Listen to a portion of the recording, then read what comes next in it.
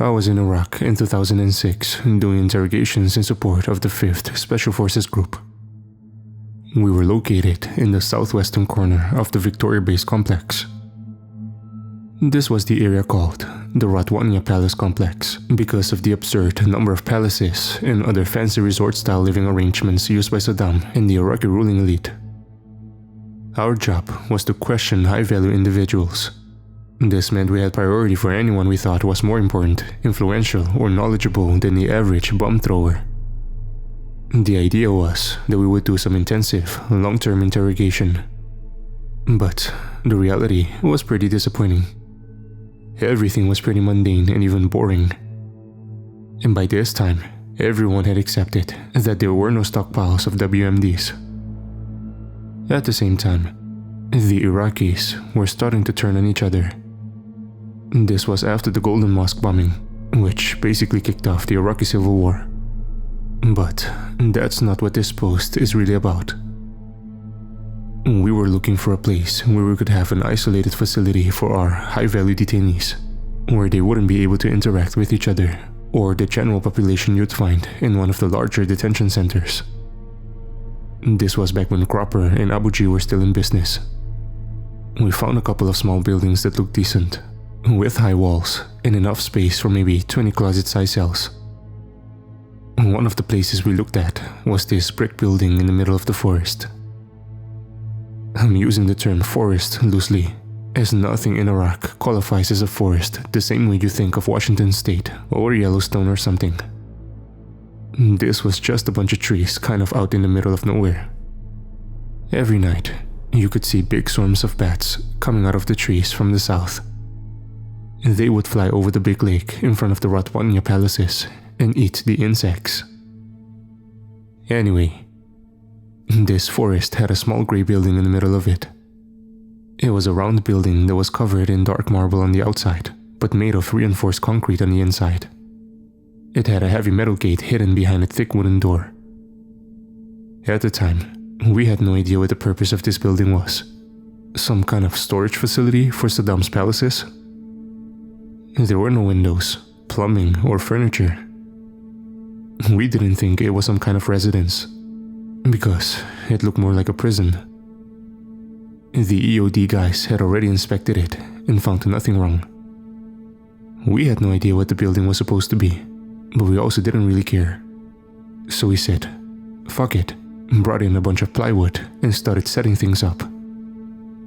What we ended up with was a large circular room the guards could hang out in, and a second room where we would keep the detainees.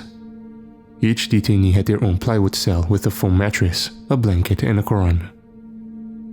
The place didn't have any plumbing, so the guards would escort the detainees outside to use a porta potty they set up. The MI team had a separate wooden shack where we could run our classified computers and write our reports. It took like 2 weeks to set everything up. And then, the SF guys started bringing detainees in. Like I said, this was boring work. This was a really shitty time to be in Iraq because the violence was exploding and nobody knew what was going on. Our soldiers weren't trained as investigators, so they tended to just grab anyone they thought looked suspicious and bring them in for questioning. Like, if a bomb went off, they would just snatch everyone on the street and bring them in. Their philosophy was that they were too busy to care who actually was guilty, and the MI guys would sort it all out. We also had an Iraqi SOF team who were supposed to be really good. Looking back on it, I'll bet they were basically just a Shiite hit squad that would target old regime Sunni Baathists they wanted gone. Everything in Iraq was a gang or a mafia or whatever. We didn't really care, because they were on our side for the moment, and that was good enough for us. So, we've been running this place for basically a week when the Iraqi SOF brings in the detainee. I don't remember his name, and it isn't important. They accused him of being some high-level Baathist in Saddam's government, and he had been a fugitive since the original invasion. At this point, we were all pretty jaded. Saying someone was part of the Baath regime didn't really mean anything. You could throw a rock in Baghdad, and it would probably hit a former regime Baathist, I'm just going to call him Haji. They bring in Haji blindfolded, which was the SOP for transporting detainees. The guards let him in, still blindfolded, to the rooms where they took his photo and fingerprints and all that. Then, they brought him to the interrogation booth. I call it a booth because that's the generic term army interrogators use for any interrogation space. We just say, I'm going in the booth or whatever. This particular room was a small space with marble floors and tiles on the walls. Basically, everything in these fancy palaces was covered with mosaic tile patterns on the walls. Anyway, they bring Haji into the booth with Sergeant Smith. I'm not going to use his real name for obvious reasons, but it will suffice to know that he was an E6 who transferred in from the infantry. He didn't really know what he was doing. Nobody at the time really knew what they were doing, but he was worse than most. He had been paid an obscene amount of money to reclass into 35M because they were trying to expand the MOS and we were short on NCOs. Sergeant Smith was great at running teams, training weapons, keeping accountability, and all that stuff you would expect an infantry NCO to be good at. But he was freaking useless when it came to anything MI related. So we used him as an administrator and a screener. Sergeant Smith's job was to ask the detainee some basic questions, like their name, their religion, their birthplace, and so on. This was all basic background stuff that anyone should have been able to answer without provoking any resistance. Then, once we had the basic information down, we would assign the detainee to an interrogator and they would start formulating their strategy. This was basically the extent of the work we could trust Sergeant Smith to do as far as actual interrogations. Anyway, Haji comes in and they take off the blindfold. He takes one look around the room and sees the tile patterns on the walls. And the guy starts screaming. I mean, screaming. I've never heard anything like it. He is absolutely freaking out. Sergeant Smith doesn't know what to do. He hasn't even asked the question yet. But the guy keeps screaming and kicking and thrashing about to the point we think he's going to hurt himself. Eventually, we have to just cancel the interrogation, and the guards basically drag him out of the room. Of course, this is the start of a total shit show. I should mention that this was post-Abu Ghraib, so everyone involved was very anxious about abuse allegations. When they hear about this detainee screaming at the top of his lungs, everyone from the guard commander to the VBC commanding general wants to know what happened. Sergeant Smith, the guards, and the observers all have to give sworn statements that say they never saw any misconduct. Sergeant Smith didn't touch the guy, didn't even speak to him. Like I said, he just looked at the walls and lost his mind.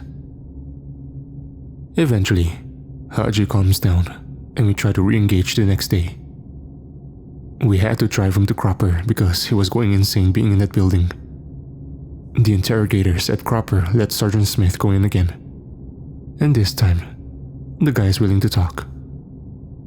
He claims he was a senior police officer in the Saddam regime, and he knew that building was something called the Hole. He had been in it before, and he knew that anyone who went in the hole never came out.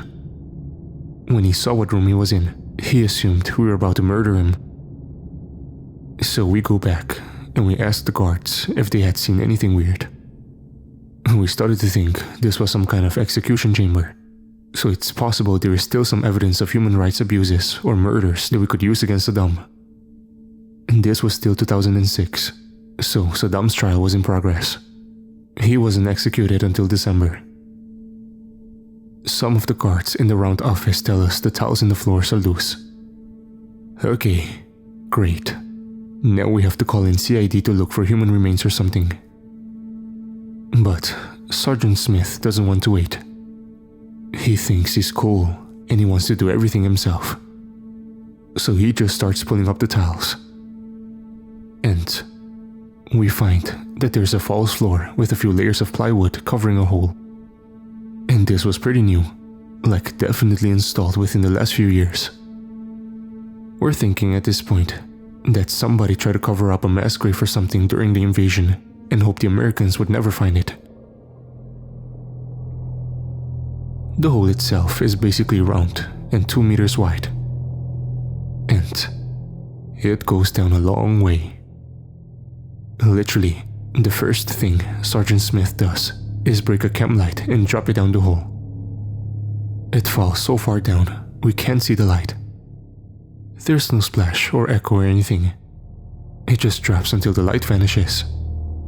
So we toss a few more bricks and stuff in there, and there's no sound at all. Sergeant Smith is determined to figure this out. This was before smartphones had high-quality cameras, and we didn't have any cameras on hand that we could lower on a rope or anything like that. But Sergeant Smith went to Pathfinder school, and he's really proud of it. He knows how to rappel down, and he's a certified expert at moving equipment on ropes.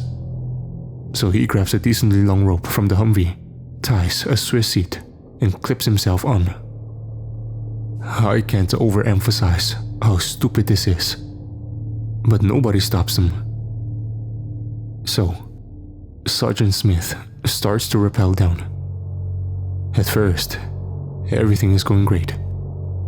He talks to us and tells us how it's cold in the hole, but he can't see or smell anything. The rope is at least 100 feet long, tied to the Humvee's trailer hitch outside, so we can't imagine he would abruptly run out of rope. We've got a private sitting in the Humvee in case we need to pull him out quickly. Sergeant Smith keeps going down, and he shouts up to tell us he is breaking another chem light. So, we wait about 3 seconds. And then, he starts screaming. He didn't even have time to tell us what he was scared of. Sergeant Smith just screams, "Shit, shit, shit." And then, he starts screaming in pain. It's even worse than the Haji screaming before. I have no idea what was happening down there. I imagine that's how someone would scream if they were being eaten alive. And now the guards are shouting at the private to get him out of there. He starts letting the Humvee roll forward, and the rope starts coming up. The guard sergeant is standing over the edge of the pit, looking down into the hole while the ropes come up. I should mention at this point that Sergeant Smith did not have any weapon. None of the interrogators did. The guards had nightsticks, but the only weapon allowed in the facility was an M9 the guard sergeant carried. The other weapons were locked up. So, everyone is shouting, and Sergeant Smith is screaming down in the hole, and the rope is coming up, but not fast enough. Then, the guard sergeant pulls out his weapon and fires 3 shots down the hole. Everything stops.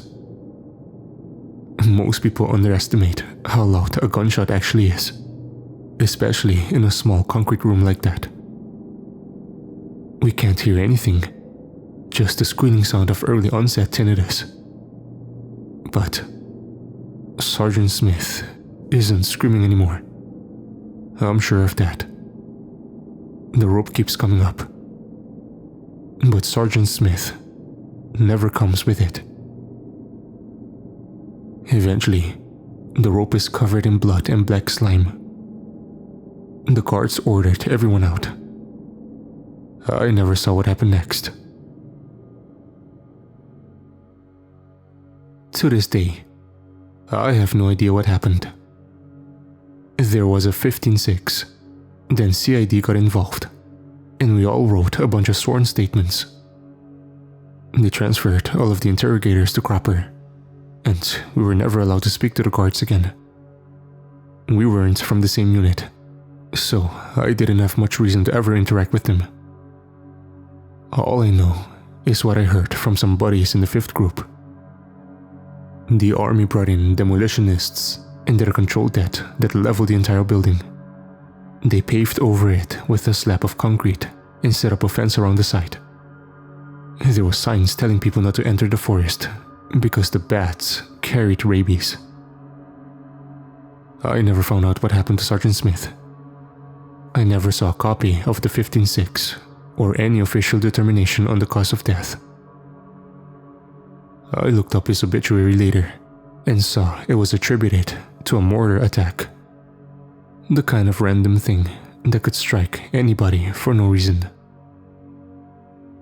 I also heard the guard sergeant killed himself. I wish I had more answers.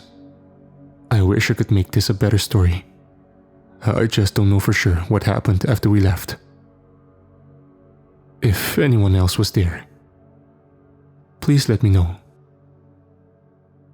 The only thing I know for sure, and I put this on all my sworn statements, is that Sergeant Smith wasn't the only person screaming in that hole.